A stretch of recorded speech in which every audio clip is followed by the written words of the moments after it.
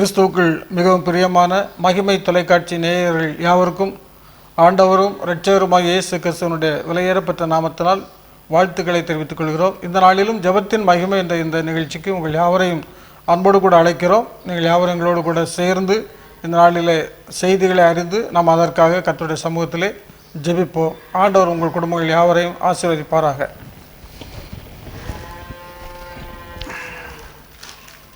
செய்தித்தாளில் ஒரு செய்தி வந்திருக்கிறது. ஏற்கனவே நமக்கு கொரோனா அதுலேருந்து தற்சமயம் கொஞ்சம் நான் ஒரு விடுதலையாகி வந்திருக்கிறோம். இப்போது என்னென்னா, கடந்த 6 மாதத்தில் டெங்கு காய்ச்சல் பாதிப்பில் தமிழகம் முதலிடம் அப்படி சொல்லி ஒரு செய்தி வந்திருக்கிறது. அப்போ கொரோனா தடுப்பு நடவடிக்கையில் ஈடுபட்டுள்ள களப்பணியாளர்கள் டெங்கு தடுப்பு பணியிலும் கவனம் செலுத்துமாறு அரசாங்கம் உத்தரவிட்டிருக்கிறார்கள்னா சொல்கிறாங்க. இது இந்த ஏதோ ஒரு நோய் பரவி அது கொஞ்சம் ரிலீஃப் ஆகி மக்கள் ஒரு நிம்மதி பெருமூச்சு விட்டு கொண்டிருக்கிற நேரத்தில் இப்போ டெங்கு காய்ச்சல் இன்னும் முழுமையாக வரலை, ஆனால் நிறைய எண்ணிக்கையில் மக்கள் பாதிக்கப்பட்டுக்கிறதா சொல்கிறாங்க. அதனால் முதல்ல இருந்து நீங்கள் பொதுமக்கள் யாவரும் அதனுடைய தடுப்பு நடவடிக்கைகளை நீங்கள் சரியாக எடுக்கணும் அப்படின்னு சொல்லியிருக்கிறாங்க. அதாவது டயர், நம்ம ஏற்கனவே சொன்னோம், டயர், உடைந்த மண்பாண்டங்கள், தேங்காய் சிரட்டைகள், பெயிண்ட் டப்பாக்கள், தேவையற்ற பிளாஸ்டிக் பொருட்கள் மற்றும் கட்டுமான இடங்களில் தேங்கும் தண்ணீர் போன்றவற்றில் கொசுக்கள் உற்பத்தி ஆகிறது. இந்த பொருட்களை எல்லாம் நம்ம உடனடியாக அகற்ற வேண்டும், அதில் உள்ள தண்ணீர்களை அகற்ற வேண்டும் என்று சொல்லி அவங்க நமக்கு ஒரு அறிவுரை வழங்கியிருக்கிறாங்க. அதனால் இந்த கொரோனா இதிலிருந்து மீண்ட நாம் இப்பொழுது இந்த டெங்கு காய்ச்சல் வராதுக்கு நம்ம அதிலே நம்மை தற்காத்து கொள்வதற்கு ஆண்டவர் துணை செய்யணும். இன்னும் ஒரு செய்தி, கேரளாவில், நம்முடைய அண்டை மாநிலமான கேரளாவில் இப்போ தற்போது கொரோனா தீவிரமாக பழையபடி உச்சத்துக்கு வர்றதாக சொல்கிறாங்க. ஆனால் நம்ம எல்லா விஷயங்களிலும், கொரோனா விஷயத்திலும் டெங்கு காய்ச்சல் விஷயத்திலும் நம்ம பொதுமக்கள், நம்முடைய மக்கள் யாவரும் கொஞ்சம் கவனமாக இருக்க வேண்டும், அசால்ட்டாக இருக்கக்கூடாது. அவ்வளோ ஒவ்வொரு தடவையும் நமக்கு அரசாங்கம் எச்சரிக்கை கொடுத்துக்கிட்டு தான் இருக்குது. இப்போ உதாரணமாக மாஸ்க் போடுங்கன்னா எத்தனை பேர் போடுறோம்? 24% பேர் தான் போடுறாங்கன்னுட்டு ரிப்போர்ட் சொல்லுது. 24%. ஆமாம். அப்படி நம்ம அரசாங்கம் சொல்கிறத செவி கொடுக்கறது இல்லை. பிறகு ஐயாடி அத்தாடினா நம்ம என்ன சொல்ல முடியும்? ஆனால் மாஸ்க் போடுறது, சமூக இடைவெளி வைக்கிறது, கைகளை சுத்தம் பண்ணுறது, இந்த தேங்கி கிடக்கக்கூடிய தண்ணீர்களை தூக்கி நம்ம அதை சுத்தம் பண்ணுறது. கல்யாண வீடுகளுக்கு பாருங்க, அங்கே கூட்டம். இடைவெளியை கீப்பப் பண்ணாலே நம்ம ஓரளவுக்கு நம்ம வியாதியிலிருந்து விலகிக்கிடலாம். வந்த பிறகு அதான் சொல்லுவாங்களா, வருமுன் காப்பது தான் சிறப்பானது. வந்த பிறகு நம்ம அதுக்கு வழிமுறைகளை தேடுறது அர்த்தம் இல்லாத ஒன்று. அதனால் இந்த டெங்கு காய்ச்சலுக்கு இதே போல தான். நம்ம வீடுகளில் சுத்தமாக வச்சுருந்தோம்னா, வீடு சொல்கிறாங்கள டயரு, சிரட்டை, இந்த மாதிரி இதில் தண்ணி தேங்குறது, நல்ல தண்ணி தேங்குற இடத்துல தான் வருது. அசுத்தமான இடத்துல விட நல்ல தண்ணி தேங்குற இடத்துல தான் இந்த மாதிரி கொசுக்கள் உற்பத்தி ஆகுது. டெங்கு கொசுனுடைய வாழ்விடமே நல்ல தண்ணி, நல்ல தண்ணி தேங்கி கிடக்கிற நல்ல தண்ணி. பஞ்சாயத்துலேருந்து வாரந்தோறும் ஒரு வேளை வர்றாங்க, அந்த இடங்களில் மருந்து தெளிக்கிறாங்க, அதில் பாதுகாப்பு நடவடிக்கைலாம் செய்கிறாங்க. ஆனால் நாம் அதை அவங்க ஒரு ஆள் செய்கிறத நம்ம 100 பேர் கெடுத்துருதோமே. ஏன்னா ஒவ்வொரு சமுதாயம் பஞ்சாயத்துலேருந்து ஒரு ஏரியாவை கவர் பண்ணி வராங்கன்னா, இந்த இடம் மட்டும் சுத்தமாகுது, மீதி 99% பாழடைஞ்சு போய் தானே கிடக்கு. நம்ம எல்லாரும் ஒன்று கரங்கோர்த்தோம்னா, பஞ்சாயத்தோடு நம்ம கரங்கோர்த்தோம்னா, அரசாங்கத்தோட கரங்கோர்த்தோம்னா, இப்படிப்பட்ட நோய் நொடிகள்லேருந்து நம்ம பாதிப்பிலிருந்து விடுவிக்கப்பட முடியும். இல்லைன்னா முதலிடமாகத்தான் இருப்போம், அசுத்தத்துலேயும் முதலிடமாக தான் இருப்போம், வியாதியிலையும் முதலிடமாக தான் இருப்போம். இந்த நாட்களில் பார்த்திங்கன்னா தடுப்பூசி போடுறதுக்கு எவ்வளோ பேர் இப்போ பயந்து ஓடினவங்கெல்லாம் இப்போ போய் க்யூவில் போய் உட்காந்துருக்குறாங்க.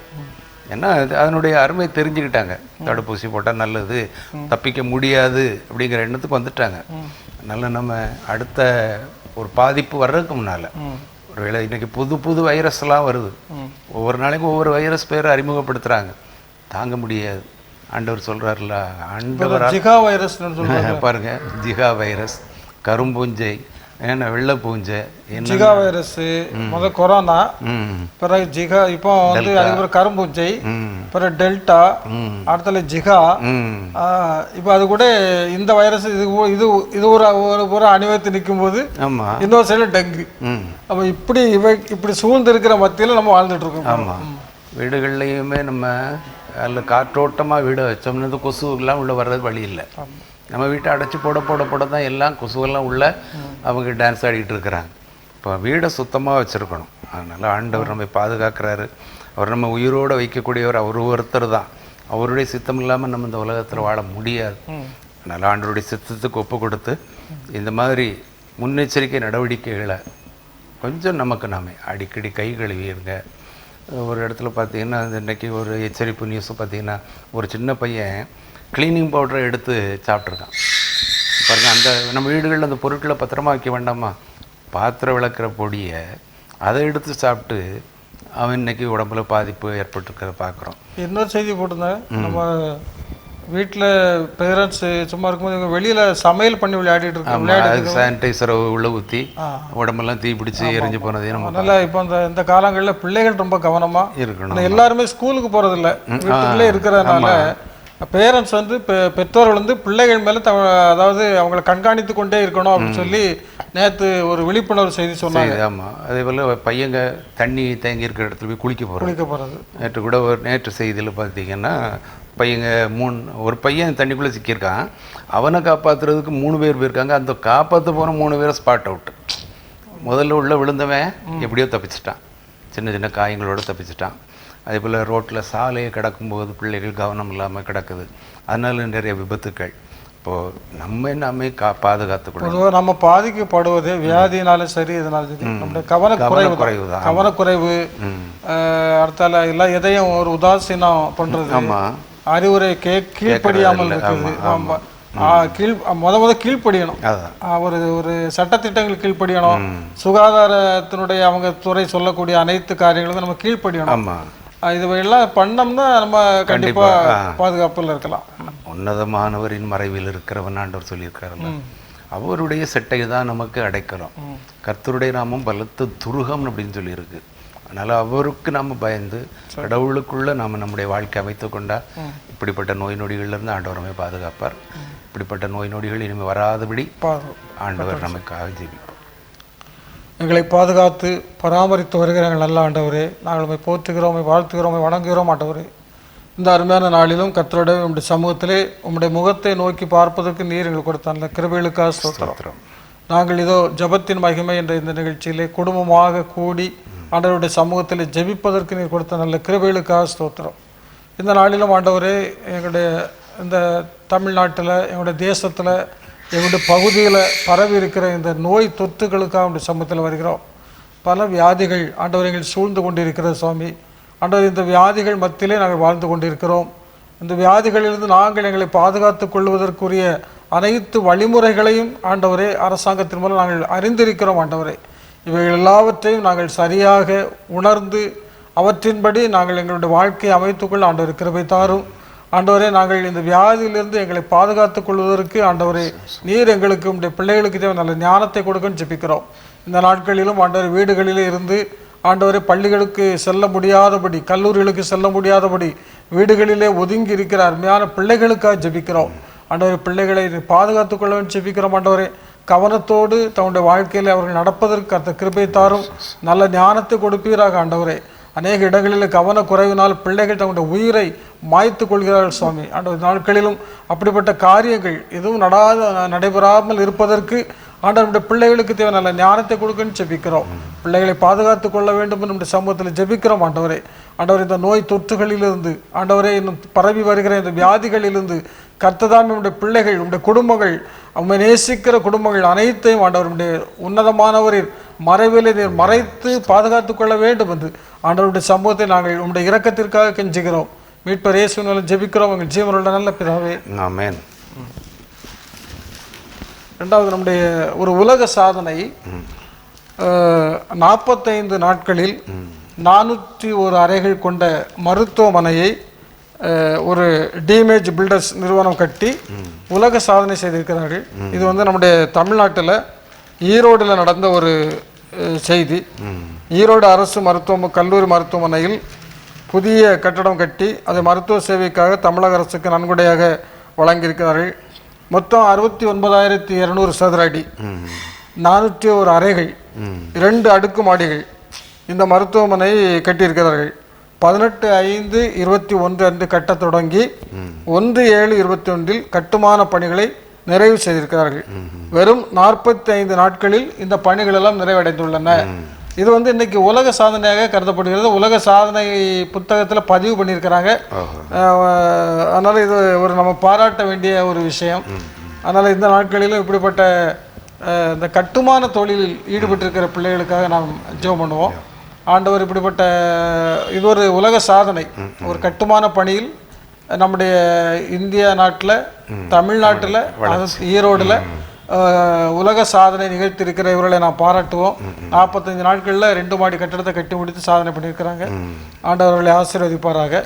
இதுபோல் நம்முடைய எல்லா இடங்களிலும் நடைபெறுகிற கட்டட பணிகளுக்காக, கட்டுமான தொழிலாளர்களுக்காக நாம் இந்த இடத்துல நாம் அவர்களுக்காக, அந்த குடும்பங்களுக்காக ஜெபிக்க. இப்போ தேவையுமே மருத்துவமனையுடைய தேவை தான் அதிகமாக இருக்குது. ஆமாம், என்ன கிராமங்களாக இருந்தாலும் சரி, நகரங்களாக இருந்தாலும் சரி, மருத்துவமனைகளுடைய தேவை அதிகமாக இருக்குது.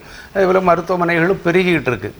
ஒருவேளை மருத்துவர்கள் இன்றைக்கி குறைவாக இருந்தாலும் மருத்துவமனைகளுடைய எண்ணிக்கை அதிகமாகுது. இன்றைக்கி நீட் தேர்வு அப்படிங்கிற ஒரு தேர்வுகளை பயங்காட்டிட்டு மற்றபடி மெடிக்கல் போகிறவங்களுடைய எண்ணிக்கை குறைந்தாலும் மருத்துவமனைகள் மூலமாக செய்யப்படுகிற சேவைகள் அதிகமானது. அது அநேகருக்கு வேலைவாய்ப்பை கொடுத்துருக்கிறத நினச்சி நாம் இன்றைக்கி ரொம்ப சந்தோஷப்படணும். அதில் பணியாற்றிய அந்த தொழிலாளிகள் உண்மையாக பணியாற்றினால தான் இத்தனை நாட்களில் முடிக்க முடிஞ்சது. நம்ம அதைத்தான் நினைக்கணும். அவருடைய விரைவான சேவை, உண்மையான பணி, ரெண்டையும் ஆண்டவர் அங்கீகரிக்கிற தேவனாக இருக்கிறார். தன் வேலையில் ஜாக்கிரதையாக இருக்கிறவன் ராஜாக்களுக்கு முன்பாக நிற்பான். இன்றைக்கு அந்த மருத்துவமனையினுடைய புகழ் தொழிலாளர்கள் அடிப்படையாக கொண்டு தான் இருக்குது. அவர்களுடைய கடின உழைப்பு தான் இத்தனை சீக்கிரமாக அந்த கட்டடத்தை கட்டி முடிக்க முடிந்தது. அதனால் நம்ம பணிகளை செய்கிறவங்க உண்மையாக செய்வோம். கர்த்தருடைய ஆசீர்வாதத்துக்காக நம்ம ஒரு பணியை செய்யும்போது நம்முடைய வீட்டுக்கு அந்த ஆசீர்வாதம் வரும். ஒரு பணியை செய்யும்போது நீங்கள் சொல்கிற போல் உண்மையாக செய்யணும். அது எந்த பணினாலும் சரிதான். உண்மையுள்ள மனுஷன் பரிபூர்ண ஆசீர்வாதத்தை பெறுவான்னு சொல்லியிருக்கல. உண்மையாக உண்மையாக இருந்தால், அந்த உண்மை இருந்தாலே அந்த பணி வந்து நேர்த்தியாக முடியும். ஆமாம், அந்த பணியில் ஒரு நேர்த்தியாக இருக்கும். ஒரு கட்டடத்தை கட்டுறாங்க, எந்த ஒரு பணியாக இருந்தாலும் சரி, நான் உண்மையாக இருக்கும் பொழுது அது வந்து தொழில், அந்த பணி ரொம்ப நேர்த்தியாக இருக்கும். கண்டிப்பாக இருக்கும். அதனால் நம்முடைய எல்லாருமே பணிகள் செய்கிற யாவருமே ஒரு நம்முடைய பணியில் உண்மை உள்ளவர்களாக இருக்கணும். சரி, ஏதோ லாப நோக்கத்தோடு இல்லை. சில இந்த சமையல் பொருட்களெல்லாம் பார்த்திங்கன்னா நல்ல லாபம் கிடைக்கிது அப்படிங்கிறாங்க. ஆனால் அந்த லாபத்துக்காக இல்லை, இது மக்களுக்கு நம்ம கொடுக்குறோம். ஒரு தொழிலாளி ஒரு மெஸ் வச்சு நடத்துகிறவரை பார்க்கும்போது பருப்பு விலை கூடின பருப்பை தான் அவர் யூஸ் பண்ணுறாராம். எண்ணெய் தரமான எண்ணெயை யூஸ் பண்ணுறாரு. மற்றவங்க சாதாரண எண்ணெய் நீங்கள் யூஸ் பண்ணான்னா, ஒரு தடவை யூஸ் பண்ணாத அடுத்த தடவை பண்ணான்னா அவர் அதை நான் செய்ய மாட்டேன், எனக்கு கொடுக்குற பொருள் தரமாக இருக்கணும் அப்படிங்கிறாரு. ஆனால் அவர் தொழில் ஒரு நாளும் குறையலை. இந்த லாக்டவுன் வந்தாலும் அவரை தேடி போய் உணவு வாங்குறவங்க இன்றைக்கி நிறைய பேர் இருக்கிறாங்க. அதனால் உண்மை, எந்த இடத்துலையும் தரமான பொருட்களை நம்ம பயன்படுத்தி அந்த காரியத்தை செய்தோம்னா அது உண்மையாக இருக்கும். சின்ன ஒரு சாதாரண பஞ்சர் ஒட்டுற வேலையாக இருக்கட்டும், அல்லது ஒரு சின்ன வாகனத்தை பழுது பார்க்குற ஒரு தொழிலாக இருக்கட்டும், அதுலேயும் தரமான பொருளை நம்ம பயன்படுத்தினோம்னா அது சிறப்பாக இருக்கும். இல்லை கொஞ்சம் பொருளை மட்டும், பணத்தை மட்டும் கொடுத்து ஒரு நல்ல பொருளை வாங்கிடலான்னா அது முடியாது. நல்ல பொருளுக்கு நல்ல பணம் கொடுக்கணும். அந்த மாதிரி கொடுத்தா அவங்க என்னாலும் நம்மிடம் வரக்கூடிய ஒரு நல்ல வாடிக்கையாளராக இருப்பாங்க. இந்த தொழிலாளர்களை பாராட்டுவோம், அந்த நிறுவனத்தை நம்ம பாராட்டுவோம். அந்த மருத்துவமனை அநேகருக்கு பயனுடையதாக இருக்க நாம் ஆண்டவர்கிட்ட ஜெபம் செய்வோம்.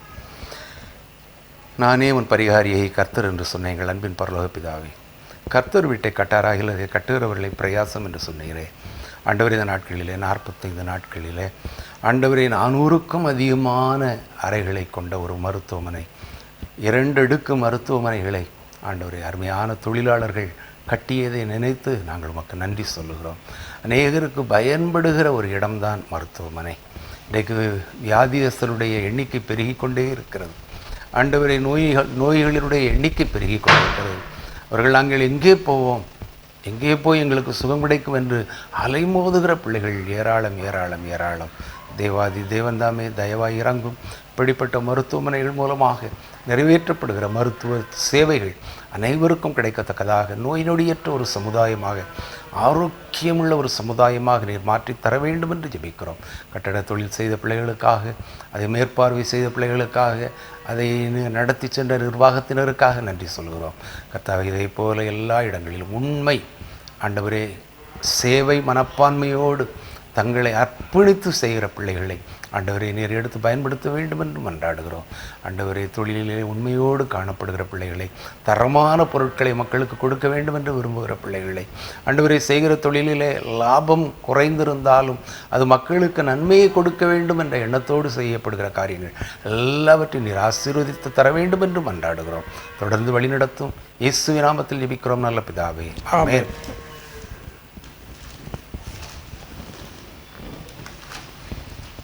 இது ஒரு முக்கியமான செய்தி என்னன்னா, திருச்செந்தூர் பகுதியில் சுற்றி திரிந்தபோது மீட்கப்பட்ட ஒடிசா பெண் மற்றும் குழந்தைகள் 2 ஆண்டுகளுக்கு பின் கணவருடன் சேர்த்து வைத்திருக்கிறார்கள். ஒரு ஒரு மகிழ்ச்சியான ஒரு நல்ல செய்தி.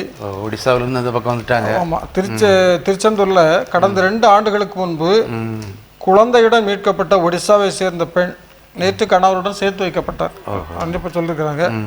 2 வருஷத்துக்கு முன்னால் பிளாச்சி, அந்த அவருடைய பேர் பிளாச்சி, சுற்றி திரிந்த பிளாச்சி என்ற கர்ப்பிணி பெண் சமூக நலத்துறை மூலம் மீட்கப்பட்டிருக்கிறார். முடுக்கு மீட்டான்பட்டியில் உள்ள ஆக்டிவ் மைண்ட்ஸ் பெண்கள் காப்பகத்தில் அவங்க தங்க வைக்கப்பட்டிருக்கிறார். அவருடைய பெண் குழந்தை அடைக்கலபுரம் செயின்ட் ஜோசப் குழந்தைகள் காப்பகத்தில் தங்க வைக்கப்பட்டிருக்கிறது. பிளாச்சிக்கு, இந்த பெண்ணுக்கு கடந்த 1.5 ஆண்டுகளுக்கு முன் ஒரு ஆண் குழந்தை பிறந்திருக்கிறது. இப்போ தூத்துக்குடி மாவட்ட சமூக நலத்துறையின் மூலம் அவங்களுக்கு தேவையான நல்ல மனநல ஆலோசனைகள் தொடர்ந்து வழங்கியிருக்கிறாங்க. அவங்களுக்கு ஞாபகம் இல்லை, எங்க இருக்கிறோம், என்ன செய்யறோம், எதுவுமே ஞாபகம் இல்லாமல் இருந்திருக்குது. இதன் மூலம் சுயநினைவு திரும்பி அவர் தன்னை பற்றி விவரங்களை தெரிவித்திருக்கிறார்.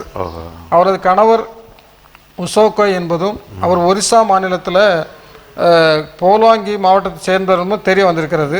உடனே ஒடிசா மாநில காவல்துறை உதவியுடன் அவரை கண்டறிந்து நம்முடைய தூத்துக்குடிக்கு அழைத்து வந்து தூத்துக்குடி மாவட்ட ஆட்சித்தலைவர் முன்னிலையில் அந்த கணவரோடு இந்த பெண் அவருடைய 2 பிள்ளைகளையும் அவர்கள் வந்து இணைத்து வைத்திருக்கிறார்கள். அது ஒரு நல்ல ஒரு சிறப்பாக கொண்டாடி இனிப்பு வழங்கி மகிழ்ச்சியோடு மாவட்ட ஆட்சித்தலைவர் மற்ற அந்த குழந்தைகள் நல அதிகாரிகள் எல்லாம் சேர்ந்து சிறப்பாக கொண்டாடிக்கிறதை பார்க்கிறோம். அப்போ இதில் இருந்து இன்னைக்கு நிறைய இப்படி வெளியில் சுற்றி திரிகிற அநேகரை நம்ம பார்க்குறோம். அவர்களுக்கு உரிய சிகிச்சை கொடுக்கப்பட்டு அவருடைய பூர்வீகம் நமக்கு தெரிய வரும். ஆமாம், எந்த சூழ்நிலையில வந்தாங்க. நிறைய பேர் மனநலம் பாதிக்கப்பட்ட இப்போ அந்த வட இந்தியாவிலேருந்து வரவங்க ட்ரெயினில் வராங்க, பிறகு இங்கே ஏதோ ஒரு இடத்துல இறங்குறாங்க, பிறகு அவங்களுக்கு போகிறதுக்கு வழி தெரியல, இங்களுடைய லாங்குவேஜ் மொழி ப்ராப்ளம், கடைசியில் அவங்க ஒரு ஸ்டேஜில் என்னன்னா மனநலம் பாதிக்கப்பட்டு அப்படியே சுற்றி திரிவதை நம்ம பார்க்கிறோம். அப்போ அவங்களெல்லாம் சரியாக நிலைமையில அவங்களை மீட்டெடுத்து அவங்களுக்கு தேவையான சிகிச்சைகளை கொடுத்தா ஒரு பெரிய விடுதலை வந்து காத்திருக்கு. அதனால இழந்தவங்களும் அங்கே தவிச்சுக்கிட்டு இருப்பாங்க. என்னுடைய மனைவி அல்லது என்னுடைய கணவர், என்னுடைய பிள்ளை எங்கே இருக்கோ என்று அவங்களும் தவிச்சுக்கிட்டு இருக்கிறாங்க. இவங்களுக்கு தெரியாது. இவங்க அந்த சூழ்நிலையை கைவிடப்பட்ட நிலையில் தெரியும் போது, ஒருவேளை அன்றைக்கு ஆகார பாருங்களேன், ஆகார் தன்னுடைய ஒரு பிள்ளையை தூக்கிட்டு எங்கேயோ தண்ணி தாகத்தோடு அலையும் போது ஆண்டவர் தேடுறார். நீர் என்னை காண்க. என்ன ஆண்டவருக்கு அழகான ஒரு பெயரை கொடுக்குறான் அந்த அம்மா, நீர் என்னை காண்கிற தேவன். இன்றைக்கு காண்கிற தேவன் அந்த அருமையான குடும்பத்தை இன்றைக்கி இணைத்து வைத்திருக்கிறார். அதற்கு நல்ல சமூக நலத்துறைக்கு நம்ம நன்றி சொல்லணும். அவர்களுக்கு ஆலோசனை சொன்ன மருத்துவர்களுக்கு அடைக்கலம் கொடுத்த காப்பகத்துக்கு நம்ம நன்றி சொல்லி, இப்படிப்பட்ட சேவைகள் இன்னும் மனிதாபிமானம் வளரட்டும் என்ற எண்ணம். இதுபோல இன்னைக்கு இப்படி மனநலம் குந்தி திரிகிற அநேகர்களுக்காக கர்த்தருடைய சமூகத்தில் இப்போ நாம் ஜெபம் பண்ணணும். அப்படி ஜெபிக்கிற பொழுது ஆண்டவர் இப்படிப்பட்ட ஒரு பெரிய விடுதலை கொடுக்கணும். அநேகருக்கு நல்ல ஒரு அவங்களோட குடும்பத்தோடு சேருவதற்குரிய வழிவாசல்களை ஆண்டவர் திறக்கணும். எங்களை அதிகமாக நேசிக்கிற நல்ல ஆண்டவரே, இந்த மகிமை நேரத்திற்காக நன்றி செலுத்துகிறோம். ஆண்டவருடைய பாதத்தில் அமர்ந்து உன்னை நோக்கி ஜெபிக்கிற விண்ணப்பங்களுக்கு நீர் ஆண்டவரே பதில் கொடுக்கிறபடியாக ஸ்தோத்திரம். இதோ இந்த நாளிலும் ஆண்டவரே ஒரு அருமையான செய்தியை நாங்கள் வாசித்தோம். ஆண்டவர் கைவிடப்பட்ட நிலையிலே தூரத்தில் தன்னுடைய குடும்பத்தை விட்டு அலைந்து திரிந்த ஒரு மனநலம் பாதிக்கப்பட்ட பெண்ணை கூட ஆண்டவர் 2 ஆண்டுகள் கழித்து தன்னுடைய கணவரோடு சேருவதற்கு ஆண்டவரே நீர் உதவி செய்து நமக்கு ஸ்தோத்திரம். ஆண்டவரே இந்த நிலையிலே ஆண்டவர் இந்த குடும்பத்தை நீர் ஆசீர்வதிக்க வேண்டும் என்று ஜெபிக்கிறோம். ஆண்டவருடைய பிள்ளைகளை ஆசீர்வதிக்க வேண்டும் என்று ஜெபிக்கிறோம். ஆண்டவர் இதற்காக முயற்சி எடுத்த ஆண்டவரை அனைத்து அதிகாரிகளுக்காக நாங்கள் ஜெபிக்கிறோம். ஆண்டவரே, இதுபோல தமிழ்நாட்டில் பல இடங்களில் ஆண்டவரே மனநலம் குன்றிய நிலையில், மனநலம் பாதிக்கப்பட்ட நிலையில் தன்னுடைய குடும்பத்தை விட்டு வெளியே சுற்றி திரிந்து கொண்டிருக்கிற அநேக ஆதரவற்ற பிள்ளைகளுக்காக இந்த நேரத்தில் நாங்கள் பாரத்தோடு உங்களுடைய சமூகத்தில் ஜெபிக்கிறோம். ஆண்டவரே, அவர்களுக்கும் இப்படிப்பட்ட ஒத்தாசையான ஒரு உதவி செய்கிற அநேகரை ஆண்டவரை நீர் அனுப்பி ஆண்டவரை அவர்களை எப்படிப்பட்ட இக்கட்டிலிருந்து நெருக்கத்திலிருந்து ஆண்டவர் அவர்களை விடுவிக்க வேண்டும் என்று உங்களுடைய சமூகத்தில் ஜெபிக்கிறோம். ஆண்டவரே, அவர்களும் தங்களுடைய குடும்பத்தோடு கூட சேர்ந்து சந்தோஷமாய் வாழ்வதற்கு ஆண்டவரை கர்த்தாவே இந்த நாட்களை உதவி செய்ய வேண்டும் என்று ஜெபிக்கிறோம். கைவிடப்பட்டவர்களை ஆண்டவரை நீங்கள் அரவணைக்கிற ஆண்டவர். இந்த நாட்களிலும் ஆண்டவரை கைவிடப்பட்டு திரிகிற அநேகர்களுக்காக ஜெபிக்கிறோம். ஆண்டவரே, பெற்றோரால் கைவிடப்பட்டவர்கள், கணவனால் கைவிடப்பட்டவர்கள், பிள்ளைகளினால் புறக்கணிக்கப்பட்டவர்கள், இப்படி ஒதுக்கப்பட்டு ஒடுக்கப்பட்டவர்களுக்காக உடைய சமூகத்தில் ஜெபிக்கிறோம். ஆண்டவரே, கர்த்ததாமே நீர் யாவருக்கும் ஆண்டவரே அவர்களுக்கு தேவையான நல்ல ஒரு பாதுகாப்பை கொடுக்க வேண்டும் ஜெபிக்கிறோம். உடைய அடைக்கலத்தை கொடுக்க வேண்டும் என்று ஜெபிக்கிறோம். ஆண்டவரே, குறிப்பாக ஆண்டவர் இப்படிப்பட்ட புறக்கணிக்கப்பட்ட நிலையில் கைவிடப்பட்டவர்களுக்காக ஆண்டவருடைய சமூகத்தில் மீண்டும் வருகிறோம். ஆண்டவரே, கர்த்ததாமே அரவணைத்து பாதுகாத்துக் கொள்ள வேண்டும் என்று உம்முடைய சமூகத்தில் ஜெபிக்கிறோம். மீட்பர் இயேசுவின் ஜெபிக்கிற நல்ல பிதாவே, ஆமென். வாழ்வது எப்படி வாழலாம் அப்படிங்கிறதுக்கு, அதாவது ஒரு வறிய நிலையில தரித்திர நிலையில இருந்த ஒரு மனிதன் இன்னைக்கு லட்சக்கணக்கில் சம்பாதிக்கிறத பார்த்தா ஒரு ஆச்சரியமான செய்தியா இருக்கிறது. அது எந்த மாநிலம்னா அது ஒடிசா மாநிலம் தான். ஒடிசா மாநிலத்தில் சம்பல்பூர் மாவட்டத்தை சேர்ந்த பழங்குடி இளைஞர், அவருடைய பெயர் ஐசக் முண்டா. மிக வறுமையான பின்புலம். தன்னுடைய பசியிலிருந்து மனதை திசை திருப்பதற்காக யூடியூப் வீடியோக்களை அதிகம் பார்த்து தொடங்கியிருக்கிறார். பிறகு என்ன ஆச்சுன்னா அவருக்கே ஒரு எண்ணம் வந்திருக்கிறது. 35 வயசு. சரி, நம்ம ஒரு யூடியூப் சேனல் தொடங்கலாமே அப்படின்னு சொல்லி அவர் எண்ணம் வந்திருக்கிறது. அதுக்கு ஒரு 3000 ரூபாய் கடனாக வாங்கியிருக்காரு. கடனாக வாங்கி ஒரு ஸ்மார்ட் போன் வாங்கியிருக்காரு. அதை வாங்கி அதன் மூலம் தான் வீட்டில் சாப்பிடுவதையும் தன்னுடைய குடும்பத்தின் ஏழ்மை நிலையை படம் பிடித்து யூடியூப்ல பதிவேற்றிருக்கிறார். அது என்னாச்சுன்னா அவருடைய வீடியோக்களுக்கு பார்வையாளர்கள் எண்ணிக்கை நிறைய கூடி இருக்கிறது. கடந்த ஆண்டு ஆகஸ்ட் மாதம் யூடியூப்லாம் அவர் 5 லட்சம் ரூபாய் வருவாய் ஈட்டிருக்கிறாரு. அதை வைத்து ஒரு நல்ல அருமையான வீடு கட்டியிருக்கிறாரு. அடுத்தால ஏறத்தாழ 7 லட்சம் பேர், 7 லட்சத்துக்கும் அதிகமான பேர் இன்றைக்கு அவருடைய அந்த யூடியூப்ல சப்ஸ்கிரைபராக இருக்கிறதாக செய்தி வந்திருக்கிறது. ஐசக் முண்டா ஈட்டிங் அப்படின்னு அடிச்சுட்டா யூடியூப்ல போய் பார்த்தோம்னா அவருடைய அந்த யூடியூப்லாம் பார்க்கலாம் அப்படின்னு சொல்லி போட்டுக்கிறாங்க. நிறைய செய்தியாளர்கள் இப்போ அந்த கிராமத்தில் போய் இவரை போய் பார்க்குறாங்க, அவருடைய வீட்டை பார்க்குறாங்க, அவர் சமைக்கிறத பார்க்குறாங்க. இன்னைக்கு அவர் ஒரு உலக அளவில் பிரசித்தி பெற்ற ஒரு இளைஞராக இருக்கிறார். 35 வயது, ஒரு பழங்குடி மனிதன், ரொம்ப வறுமையில் வாழ்ந்த ஒரு மனிதன். அவருடைய பெயர் ஐசக் முண்டா. இன்றைக்கி அவர் 4 பிள்ளைகள். ரொம்ப வறுமை நிலையில் வாழ்ந்தாலும் ஆண்டவர் கொடுத்த ஞானம், ஆண்டவர் கொடுத்த அறிவை அவர் பயன்படுத்தி தன்னுடைய வாழ்க்கையை இன்றைக்கு அழகாக கட்டி கொண்டார். அதுபோல் இன்றைக்கி பல பேருக்கு ஆண்டவர் வாய்ப்புகளை கொடுத்துருக்கிறார், தாளந்துகளை கொடுத்துருக்கிறாரு. ஆனால் நம்ம அதை பயன்படுத்துவது தான் நம்முடைய கரத்தில் இருக்குது. இன்றைக்கு அவர் அந்த அருமையான இளைஞர் ஆண்டவர் கொடுத்த ஞானத்தை, ஆண்டவர் கொடுத்த தாளந்தை பயன்படுத்தி தன்னுடைய வாழ்க்கையை அழகாக அமைத்து கொண்டார். இது போல நம்முடைய பிள்ளைகளும் சும்மா இருக்கக்கூடாது. இவங்க ஊரடங்கால கூலி வேலை இழந்தவர். ஆமாம், ஊரடங்கு காரணமாக கூலி வேலையை இழந்தவர். அவருக்கு ஒரு ஆசை, என்ன எப்படியாவது குடும்பத்தை காப்பாற்றணுமே. இன்றைக்கி நம்ம யூடியூப், நம்ம ஸ்மார்ட் ஃபோன் இருக்குது, ஆண்ட்ராய்டு ஃபோன் இருக்குன்னா அதை வேறு கெட்ட வழிகளில் நம்ம பயன்படுத்துகிறோம். அதில் இருக்கிற கெட்ட காரியங்களை தான் இன்றைக்கி நம்ம அதிகமாக எடுத்துக்கிட்டுறோம். ஆனால் அவர் அதை யூடியூப்பை பார்த்து ஏன் அந்த யூடியூப்பில் நம்ம ப்ரோக்ராம் வரக்கூடாது? அதுக்காக அவர் பெரிய ஸ்டுடியோலாம் அமைக்கலை. தன்னுடைய வீட்டில், தன்னுடைய குடிசையில், தன்னுடைய மனைவி, தன்னுடைய பிள்ளைகளோடு அவர் சாப்பிட்ற சாப்பாட்டை படம் பிடித்து போடுறாரு. அங்கே வீட்டில் நடக்கிற செயல்களை படம் பிடித்து போடுறாரு. அதனால் இன்றைக்கி ஒரு 5 லட்சம் சம்பாதிச்சு ஒரு வீட்டை கட்டி இருக்கிறார். அதான் அப்போது ஆண்டவர் என்ன சொல்கிறாருன்னா, புத்தியுள்ள மனுஷன் கண்மலையின் மேல் வீட்டை கட்டினவன் அப்படின்னு சொல்கிறார்ல. அதே போல் ஆண்டவர் நம்ம உயர்த்த வரல, தாழ்ந்து கொடுக்குறார். உனக்கு 5, உனக்கு 3, உனக்கு 2, நீ என்ன செய்கிற பார்க்குறாரு ஆண்டவர். நமக்கு கொடுத்த அந்த ஸ்மார்ட் ஃபோன் மூலமாக நம்ம என்ன செய்கிறோம்? ஆண்டவருக்காக பயன்படுத்துகிறோமா? என்ன யூடியூப்பை பயன்படுத்துகிறாருல, இன்றைக்கி மகிமை தொலைக்காட்சி கிராமங்கள்லாம் போய் ஆண்டவருடைய வார்த்தையை சொல்லுது.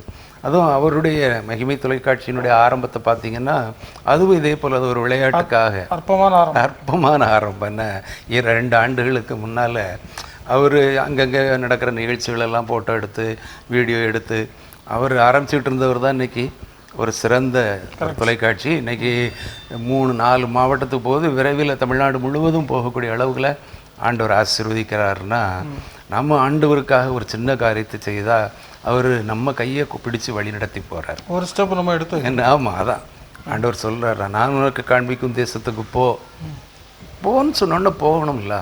ஆனால் அப்போது உனக்கு இருக்கிறத கொடு, வேறு என்ற உன்கிட்ட என்னப்பா இருக்குது, ஒரு என் முதல்ல எனக்கு அப்படின்னு சாரி பார்த்து விட்ட எலியா கேட்ட உடனே கொடுத்தாங்கல்ல.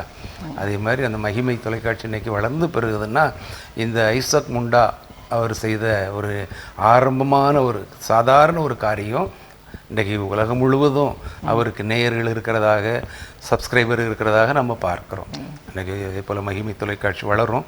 நீங்கள் பார்க்குறவங்களும் இப்படிப்பட்ட நிகழ்ச்சிகளை கடந்த வாரத்தில் பார்த்தீங்கல்ல, ஒரு கணவனால் கைவிடப்பட்ட ஒரு சகோதரி ஜூஸ் போட்டு விற்று அதே இடத்துல ஒரு சப் இன்ஸ்பெக்டராக வந்தாங்கன்னு பார்த்தோம்.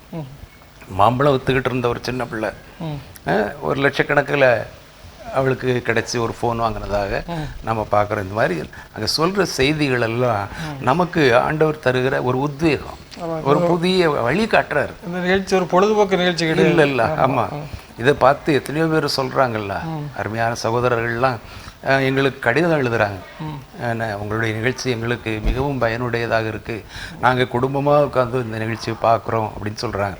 அப்போ பார்க்கும்போது அவருடைய நிலை என்ன, அப்போது இப்படியும் வாழலாமா, கஷ்டத்துலேயும் ஆண்டவர் எங்களுக்கு உதவி செய்வாரா என்று அவங்களுக்கே மனசுக்குள்ளே ஒரு புதிய பாதை தெரியுது. ஆண்டவர் புது வாழ்வு தருகிறவர், இதோ நான் புதிய காரியத்தை செய்கிறேன் என்று சொல்கிறார். அந்த புதிய காரியம் இப்படிப்பட்ட வளாந்தரத்தில் வழி, அவாந்தர வழியில் ஆறுகளெல்லாம் உண்டாகிறார்ல. அதனால் இந்த மாதிரி செய்திகளெல்லாம் நம்ம கேட்கும்போது ஆண்டவருடைய வழிகாட்டுதல் என்பதை உணர்ந்து உடனே ஆண்டவருக்குன்ற அர்ப்பணிப்பு, சோர்ந்து போகக்கூடாது. என்ன, அன்றைக்கு போய் அந்த சூறை செடிகளை படுத்துக்கிட்டான், போதும் கர்த்தாவே என் ஆத்துமா போதும், வாழ்ந்தது போதும் சொன்னான். ஆண்டவர் தட்டி எழுப்பி, எப்பா உனக்கு இருக்கிற இந்த பலத்தோட போ, உன்னை அனுப்புகிறவர் நான் அல்லவான்னு சொல்லி இன்னும் பலப்படுத்தி அனுப்புகிறார். கிதியோனை அனுப்பின ஆண்டவர், இந்த எலியாவை அனுப்பின ஆண்டவர் நம்மையும் அப்படி தட்டி எழுப்ப வல்லவராக இருக்கிறார். இன்றைக்கு உங்கள் வீட்டில் வந்து நீங்கள் பார்த்துக்கிட்டு இருக்கிற இந்த நிகழ்ச்சிகள் உங்களை பலப்படுத்துகிற நிகழ்ச்சியாகத்தான் இருக்கும். உங்களை ஆண்டவர் ஆசீர்வதிப்பார். ஜெபிப்போமா. நான் உங்களை திக்கற்றவர்களாக விடேன், சமாதானத்தை உங்களுக்கு வைத்து போகிறேன், என்னுடைய சமாதானத்தை உங்களுக்கு தருகிறேன் என்று சொன்ன ஆண்டவரே, ஒடிசா மாநிலத்திலே ஐசக் முண்டா என்ற ஒரு சகோதரன் ஆண்டவரே தன்னுடைய வீட்டிலே நடக்கிற சின்ன சின்ன காரியங்களை எல்லாம் யூடியூப் மூலமாக அவர் படம் பிடித்து உலகத்திற்கு காட்டிய போது அது ஏராளமான லட்சக்கணக்கான மக்களை அவர்களுக்கு நேயராக்கியதோடு ஏராளமான பொருள் சம்பாதிப்பதற்கான வழியையும் கொடுத்து அவர்கள் குடியிருப்பதற்கான வீட்டையும் கட்டி கொடுத்ததாக நாங்கள் செய்தித்தாளிலே வாசிக்கிறோம். கர்த்தாவே, வேதாகமத்திலே நாங்கள் பார்க்கும்போது கூட போதும் கர்த்தாவே என் ஆத்துமாவை எடுத்துக்கொள்ளும் என்று சோர்ந்து போன பிள்ளைகளை எல்லாம் நீர் தட்டி எழுப்பினீர். இஸ்ரவேல் குடும்பத்திலே எங்களுடைய குடும்பம் மிகவும் எளியது என்று சொல்லி கலங்கி கொண்டிருந்த பிள்ளைகளை நீர் தட்டி எழுப்பி புதுபலத்தோடு அனுப்பினீர் ஆண்டவரே. அதை போல் ஆண்டவரே, மீன் பிடிக்கிறவர்களை மனுஷரை பிடிக்கிறவர்களாக மாற்றுவேன் என்று சொல்லி ஆண்டவரே, அவர்கள் மூலமாக இந்த கல்லின் மேல் சபையை கட்டுவேன் என்று சொல்லி இன்றைக்கு ஏராளமான திருச்சபைகளை நாங்கள் பார்க்கிறோம். வளர்ந்து பெருகுகின்ற திருச்சபைகளிலே எங்களையும் நீர் ஐக்கியமாய் வைத்திருப்பதற்காக நன்றி சொல்கிறோம். எங்களையும் ஒரு அங்கத்தினராக சேர்த்திருப்பதற்காக நன்றி சொல்கிறோம். விசேஷமாக ஆண்டவரே, 2 ஆண்டுகளுக்கு முன்பு அற்பமாக ஆரம்பிக்கப்பட்ட மகிமை தொலைக்காட்சி ஊழியங்கள் இந்த நாளிலே ஆண்டவரே 3 மாவட்டங்களிலே அது பரவி இருக்கிறது மட்டுமல்ல, அது தமிழகம் முழுவதும் செல்வதற்கான ஏற்பாடுகள் நடந்து கொண்டிருக்கிறது. சிங்கப்பூர் நாட்டிலே ஆண்டவரே மகிமை தொலைக்காட்சியை பார்த்து எங்களோடு சந்தோஷமான செய்திகளை பகிர்ந்து கொள்கிற பிள்ளைகளை நாங்கள் கேள்விப்படுகிறோம். தொடர்ந்து இந்த ஊழியங்கள் உம்முடைய நாம மகிமைக்கென்று வளரட்டும் சுவாமி. ஆண்டவரே, இதை பார்க்கிற பிள்ளைகள் உமக்கென்று எழும்பி பிரகாசிக்கட்டும் ஆண்டவரே. ஆண்டவரே, எழும்பு எழும்பு சீயோனே, உன் வல்லமையை தரித்துக்கொள் என்றபடி ஆண்டவரே ஊரடங்கால் ஒன்றும் செய்ய முடியவில்லையே என்று முடங்கிக் கொண்டிராதபடி உனக்கு இருக்கிற இந்த பலத்தோடு போ என்ற அந்த ஒரு வார்த்தை நிமித்தமாக மனுஷருக்கென்று நாங்கள் ஊழியம் செய்யாமல் கர்த்தருக்கென்று ஊழியம் செய்கிற பிள்ளைகளாய் ஆண்டவரே அன்பினால் ஒருவருக்கு ஒரு ஊழியம் செய்யுங்கள் என்றபடி நாங்கள் வாழ எங்களுக்கு பலம் தாரும், தொடர்ந்து எங்களை வழி நடத்தும். இதை பார்த்து கொண்டிருக்கிற ஒவ்வொரு பிள்ளைகளையும் நிராசீர்வதி இயேசுவின் நாமத்தில் ஜெபிக்கிறோம் நல்ல பிதாவே, ஆமென். அன்பான மகிமை தொலைக்காட்சி நேயர்களே, இதனாலிலும் அருமையான 4 செய்திகளை நாங்கள் உங்களோடு பகிர்ந்து கொண்டோம். நீங்கள் கேட்டீர்கள். உண்மையாகவே இது நம்ம ஒவ்வொருவருக்கும் மன மாற்றத்தை கொண்டு வருகிற ஒரு புது பலன் தெம்பூட்டுகிற ஒரு நிகழ்ச்சியாக அமைந்திருக்கும் என்று விசுவாசிக்கிறோம். தொடர்ந்து இணைந்திருங்கள். கர்த்தர் உங்களையும் உங்களுடைய குடும்பங்களையும் ஆசீர்வதிப்பார். நன்றி, வணக்கம்.